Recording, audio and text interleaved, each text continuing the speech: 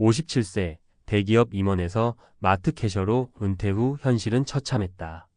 이 한 문장만 들어도 가슴이 답답하고 동시에 씁쓸함을 느끼는 분들이 많을 거예요.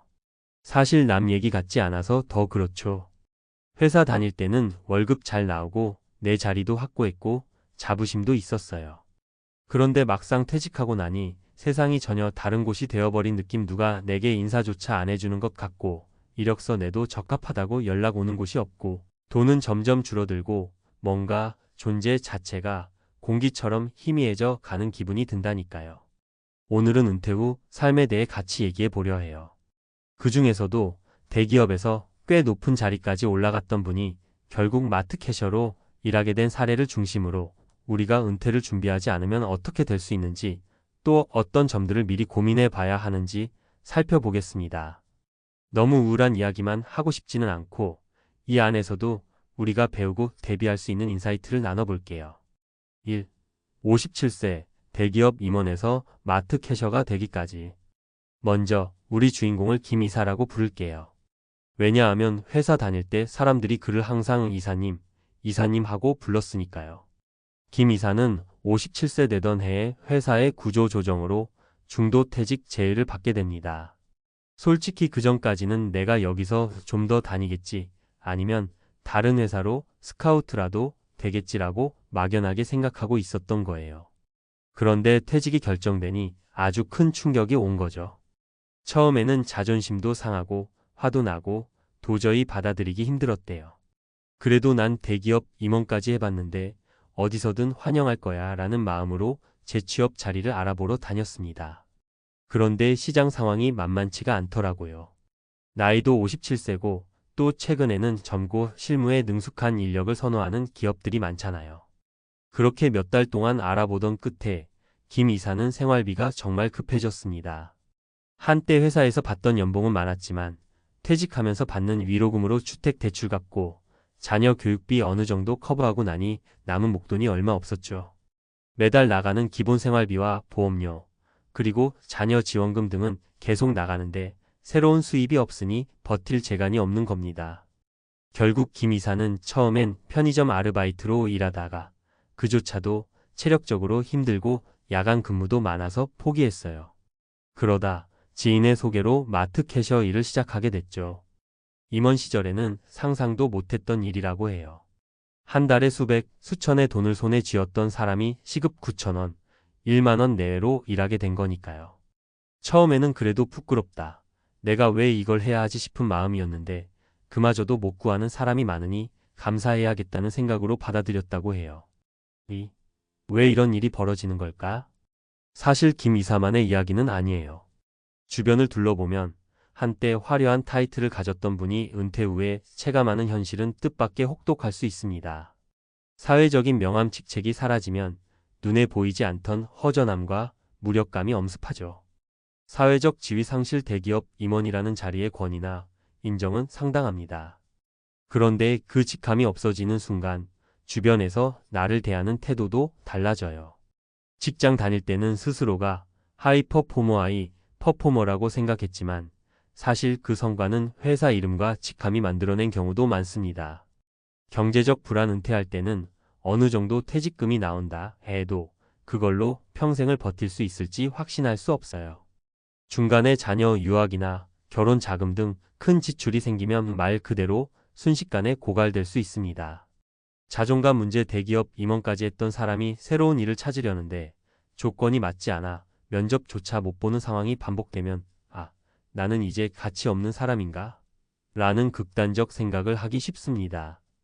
자, 이런 현실 속에서 김 이사 같은 분들이 겪는 심리는 우리가 미리미리 대비하고 공부해야 할 중요한 부분이에요. 그리고 이런 일이 벌어진 배경에는 개인의 문제라기보다는 시대적 사회적 구조 변화도 크게 작용하고 있습니다. 3. 실제 사례 3가지. 내가 알고 지낸 사람들 얘기. 3.1. 권 부장 가명. 55세 퇴사 후 인생 재임하. 권 부장은 평소부터 자산관리와 재테크에 관심이 많았던 분이었어요. 회사에 다닐 때부터 주식도 좀 하고 부동산도 좀 하고 하면서 하나둘 장기 투자 형태의 수익원을 마련해뒀죠. 그래서 55세쯤에 명예퇴직 제의를 받았을 때 솔직히 회사에서 나오는 위로금과 자신의 투자 수익을 더해도 매달 들어오는 현금 흐름이 넉넉하지는 않았대요. 하지만 미리 대출을 거의 다 갚아둔 덕분에 월세 수입과 주식 배당금 등으로 생활이 어느 정도 유지가 됐고 지금은 자유로운 파트타임 강의 일을 하면서 지냅니다. 핵심 포인트. 권 부장은 돈을 많이 벌진 않았지만 은퇴 후에 경제적 안전판을 준비해 놓았어요. 그래서 굳이 몸을 혹사시키거나 자존심을 꺾는 느낌으로 일하지 않아도 됩니다. 교훈. 퇴직 후 가장 큰 복병은 현금 흐름이 끊기는 점입니다. 나 스스로 연금을 만들거나 부동산 주식 등에서 정기적인 수입이 나오게 준비해두면 훨씬 안정감 있게 인생 2막을 설계할 수 있죠. 3.2. 박 차장 가명. 58세 퇴사 후 무기력 증후군. 박 차장은 회사를 아주 열심히 다녔어요. 불철주야 야근하고 주말에도 회사 나가고 진짜 회사가 전부인 삶을 살았죠. 그러다 58세에 어쩔 수 없이 회사를 그만두게 됐는데 집에서도 여보, 취미 같은 거 없었잖아. 이제 뭐라도 좀 해봐라고 조심스럽게 권해도 손을 놓아버린 상태가 됐어요. 문제 직장에서의 박 차장이 아니라면 자신이 뭘 좋아하고 무엇을 잘하는지 잘 모른다는 거예요. 결과 집에서 TV만 보며 내 인생은 이제 끝났구나 하는 생각에 빠져 지냅니다. 자존감이 떨어지니 막상 새로운 일자리도 찾기 힘들고 사회관계망 SNS도 끊겼어요. 누구 만나기도 부끄럽고. 교훈. 퇴직 전에 일외의 삶을 만들어 놓아야 해요. 취미나 봉사활동 혹은 작은 스터디 모임 등 내가 의미를 느끼면서 꾸준히 할 수 있는 활동이 필요해요. 일은 언젠가 그만두지만 삶은 계속되니까요. 3.3. 최전무가명. 60세 퇴사 후 마트 캐셔 도전. 마지막 사례가 바로 우리가 처음에 언급한 김 이사와 비슷한 케이스예요. 어느 날 회의실에서 청천벽력 같은 조기퇴직을 권유받고 60세가 되자마자 회사를 나오게 된 최전무. 명함은 전무라고 찍혀 있었지만 막상 퇴직하고 나니 원하는 자리도 없고 생각보다 가족들도 아빠 벌써 집에 왔어? 같은 시큰둥한 반응을 보인 거죠. 현실 타격. 퇴직금 좀 있긴 해도 주택 대출금에 자녀 결혼자금, 여러 경조사비 등등 금세 파닥. 선택. 대기업 임원까지 했던 자존심 내려놓고 가까운 마트라도 가서 일해야겠다는 마음. 결과 시급 9,000원에 파트타임 근무로 캐셔 일을 시작. 처음엔 부끄럽고 힘들었지만 그래도 일하면서 사람들 만나니 살 맛이라도 난다는 반응이 생겼어요. 교훈. 우리네 인생은 어디서 어떤 방식으로든 이어져야 해요. 난 대기업 임원까지 했으니 그에 걸맞은 일만 해야 해. 라고 스스로를 옥죄면 더더욱 갈 곳도 없고 마음고생도 심해질 수 있어요. 4. 은퇴 준비 어떻게 해야 할까? 자, 그럼 이런 현실 속에서 우리는 무엇을 준비해야 할까요? 저는 크게 돈, 관계, 자존감 세 가지를 강조하고 싶어요. 돈 재정 설계. 연금, 주택연금, 개인연금, 주식채권 배당, 혹은 월세 등 꾸준한 현금 흐름을 만들어 놓아야 합니다. 퇴직금도 훅 써버리는 게 아니라 은퇴 후 최소 몇 년간은 안정적으로 생활비를 충당할 수 있는 플랜이 필요해요. 부채는 최대한 줄여놓는 게 좋아요. 관계. 인맥, 가족, 지역사회. 회사 밖에서도 함께 취미생활을 할 친구, 모임, 교회나 봉사단체 등 소속감을 느낄 수 있는 장이 필요해요. 가족과의 관계도 회사 다니는 동안 자주 대화하고 교감해야 해요. 은퇴 후에 나 갑자기 놀게 됐으니 챙겨줘. 해봤자 가족도 갑작스러운 변화를 받아들이기 쉽지 않습니다. 자존감 마인드셋. 은퇴 후에도 내가 할 수 있는 일이 있고 다른 사람에게 필요한 존재라는 걸 스스로 인지해야 합니다. 난 대기업 임원까지 했으니까 더 내려갈 수 없다라는 식의 자존심보다는 어떤 일이든 새롭게 배워서 해보겠다라는 유연한 자세가 필요해요. 혹시 건강 상태나 체력이 떨어진다면 무리하게 대기업만 지원하기보다는 작은 업체나 나만의 사업 혹은 파트타임 등 다양한 경로를 모색해야 합니다. 5. 함께 생각해볼 몇 가지 제안. 은퇴를 미리미리 고민하기. 40대 중반부터는 어느 정도 내가 50대, 60대에는 어떻게 살지를 구체적으로 그려보는 게 좋아요. 아직 젊으니까 괜찮아라고 안심하다가 어느 날 갑자기 회사를 나오게 되면 정말 대책이 없거든요. 강제퇴직의 가능성 염두에 두기 요즘은 정년 보장이 점점 어렵습니다. 회사 사정이 안 좋아지면 임원진부터 구조조정 대상이 되기 쉬워요.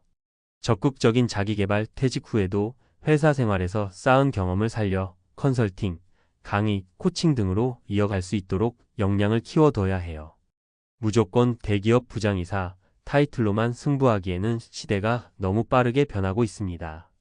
내가 좋아하는 일 찾기 막상 회사를 떠나면 시간은 넉넉한데 뭘 해야 할지 모르면 우울감에 빠집니다. 작게라도 평소에 관심 있던 것을 배워보거나 소소한 취미 활동부터 시작해보세요. 6. 마치며 은퇴는 끝이 아니다. 지금까지 이야기를 들으니 너무 암울하고 힘들기만 한 것 같기도 해요. 그런데 사실 은퇴가 반드시 끝은 아니잖아요. 오히려 다른 삶의 시작일 수도 있습니다. 물론 준비 없이 맞닥뜨리면 김 이사처럼 당장 눈앞에 닥친 생계 때문에 정작 하고 싶은 일도 못 해보고 마트 캐셔 같은 저임금 단순 노동에 뛰어들 수밖에 없을 거예요. 하지만 미리 재정 설계도 하고 인맥이나 취미 혹은 분야별 전문성을 쌓아두면 달라집니다. 은퇴 후에도 내가 원하는 방향으로, 내가 원하는 역할로 사회와 연결될 수 있어요. 어떤 분들은 은퇴 후에 새로운 공부를 시작해서 전혀 다른 업계로 진출하기도 하고, 또 어떤 분들은 평소 좋아하던 자전거를 활용해 라이딩 동호회, 자전거 수리점 등 아예 다른 비즈니스를 만들어가기도 하죠. 여기서 중요한 건 내가 할 수 있는 일, 하고 싶은 일을 구체적으로 생각해보는 것이에요. 과거 대기업 임원 타이틀에 매여서 자존심만 지키려고 하면 사실 사회는 그렇게 관대하지 않습니다. 오히려 유연해지고 새롭게 배우려는 의지가 있어야 은퇴 후에도 건강한 내 삶을 이어갈 수 있는 기회를 만날 수 있어요. 결국 57세 대기업 임원에서 마트 캐셔로 은퇴 후 현실은 처참했다. 라는 말 속에는 우리 모두가 주목해야 할 경고등이 켜져 있는 거예요. 내게도 언제든 일어날 수 있는 현실이니까요. 막연히 나는 아니겠지라고 생각하기보다는 나도 비슷한 상황이 올 수 있다. 그러니 미리 준비해야겠다라고 마음먹어보면 어떨까요? 우리 모두 은퇴 후의 삶이 더 자유롭고 즐거울 수 있도록 지금부터 작은 것부터 준비해 봅시다. 그게 내 건강 관리든 재테크든 인간관계든 뭐든 간에 말이에요. 은퇴는 내 인생이 끝이 아니라 내가 진짜 하고 싶은 것들을 시도할 기회가 될 수도 있다는 사실 잊지 않으셨으면 좋겠습니다.